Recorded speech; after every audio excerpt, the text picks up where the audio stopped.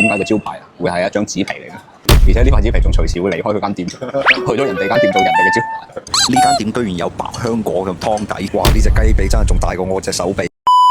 我冇得拖，呢一期又係一期食麵系列啦。今日就帶大家去到荔灣區去食一間專門用百香果做湯底嘅麵館啦。聽到已經好開胃啦，事不宜遲，馬上出發啦！出咗地鐵之後咧，就往呢條路一直行過去，就係呢個路口啦。一出入去，大家見到我哋今日嘅目的地啦。到步。今日就同大家介紹一個咩叫做樸實無華嘅菜單，竟然係攞一個紙皮寫嘅。哇，大佬你冇事啊嘛？今日嘅戰場咧分為兩個部分，第一個部分就係呢個咖喱魚蛋同埋呢個魚豆腐啦，仲有呢隻咁鬼大隻嘅雞髀，仲有呢個雞翼尖，啲雞翼尖都幾抵下先，9蚊雞。呢碗就係佢哋嘅百香果酸湯，呢碗麵從顏色上邊我睇到嘅第一眼我都已經覺得佢係開胃到不得了，而且我仲聞到佢係嗰種酸甜嘅嗰種味道。呢一啖咁果香酸甜嘅湯，梗係留翻俾你哋試先啦。哇，滴晒落去啦！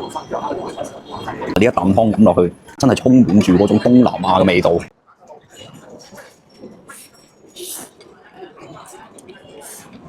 啲手工麵咧，其實係好彈牙嘅，但係咧佢搭配咗呢個咁樣嘅湯頭咧，相對嚟講，我覺得個麵咧唔算係特別吸湯汁，所以食落去咧有少少寡嘅感覺。但係呢一啖湯汁係真係超級開胃，仲有佢入邊啲瘦肉啊！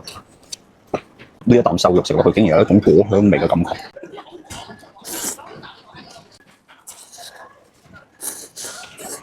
呢個就係佢哋嘅大支腿啊！我係特登叫佢枕件嘅，因為真係太大。雞髀真係佢滷得好入味，仲有呢隻咁嘅雞翼尖，細個啲雞翼尖咧，都算係家常菜嘅其中一道嚟嘅。呢度都比較有屋企嘅味道。呢個就係咖喱魚蛋，咖喱魚蛋一定有魚味。如果唔係嘅話，阿唐龍會食得出嚟嘅。阿唐牛 sorry 嘅。呢個就係佢哋屋企嘅招牌嘅豬雜麵啊！老細話係佢哋呢邊嘅招牌。呢個豬雜麵嘅湯頭咧，相對於呢個百香果嘅湯頭咧，佢係比較入味少少。我覺得佢搭配翻佢哋屋企自己嘅手工麵咧，其實係呢個豬雜湯更加有靈魂啲嘅。因為我感覺先食咗呢個咧，再去食你呢個話咧，就係覺得好似冇乜味嘅。係如果係先食呢個咧，再食呢個咧，就好似頭頂上有幾隻小神仙喺度跳緊舞咁樣。因為小神仙咁撚形象，味道咧直通你嘅天靈蓋。價值越高責任越大啊！各位靚仔靚女們，呢次真冇甩拖啦，下次再會。